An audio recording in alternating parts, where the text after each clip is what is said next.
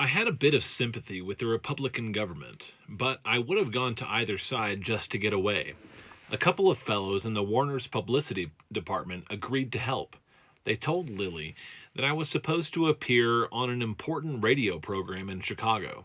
This went over, except that Lily insisted she would meet us in Chicago. Coates, Lily, and I went to a large farewell party given by Jack Warner. Coates embarrassed me, not because of his appearance, which was abominable, but because he went around asking for autographs. This is strictly taboo in the inner circles of Hollywood. He got them from Gary Cooper, Clark Gable, Humphrey Bogart, Betty Davis. I was upset when he showed me the book he had bought for the purpose. Only Anne Sheridan was a little impolite about it. His eyes gleamed behind his thick spectacles as he showed me what she had written. Dr. Coates, I'm the oomph girl. Oomph you. He was so pleased with that signature, he looked as if he had discovered a new anti-hookworm virus. The next morning, Coates and I caught the plane to Chicago. For some reason, the plane put down in a small town 100 miles from Chicago. I was still drunk from the previous night and wanted to stay that way. One of my peculiarities is that when drunk, I always want to buy an animal. In this little town, we found an animal shop that had all of the things. A female lion cub. She cost the $200, complete with collar and charm, and for no plausible reason, we named her Wellington. I hired a taxi.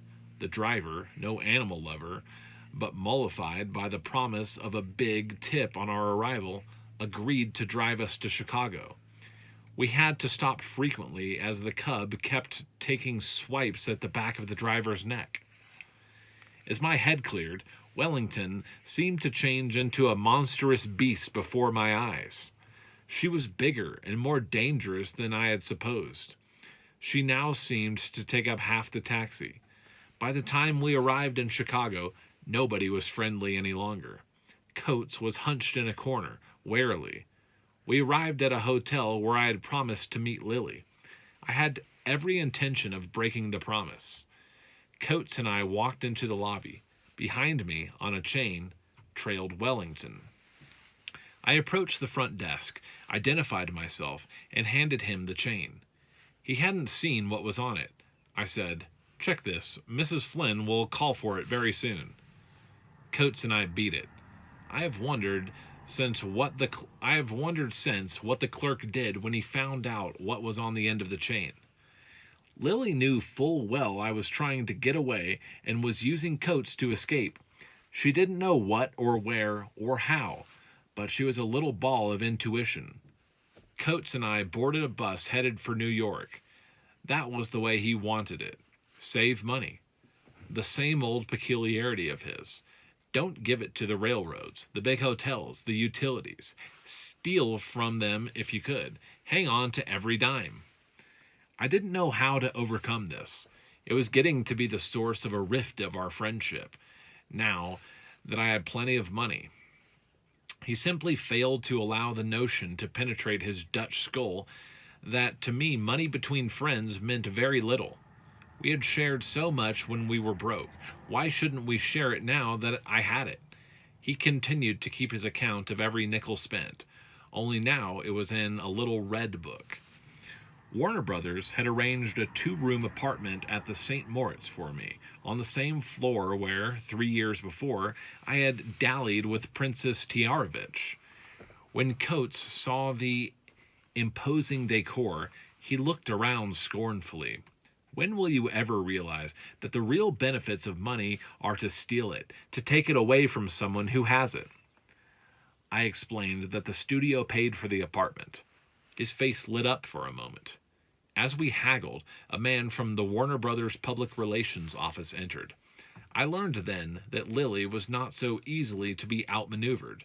She was here in town. Moreover, this publicity director said I would have to make a public reconciliation with my wife. He pointed out that one of my pictures was playing to large audiences in New York. It was no time for doing anything that would make the public fret about Hollywood hijinks. I reluctantly agreed. Coates refused to stay at the St. Moritz. He gave me the address of the municipal lodging house in the Bowery, where he was going. Lily was in another suite of the same hotel, a vast apartment. When I got there, she was surrounded by photographers. She was dressed in black, her favorite color. Even I was breathless with her beauty. She had that wonderful gay smile. Nobody was immune to her charm. Despite all that we had been through, still the sight of her could change me and upset me. Pictures were taken so that all would be well in the afternoon papers.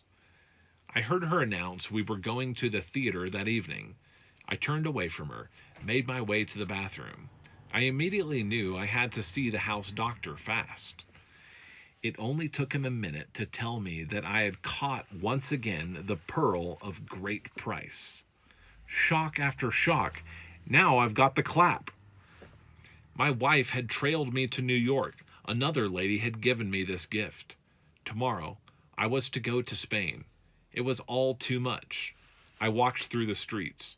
It was one of the dark moments of my life.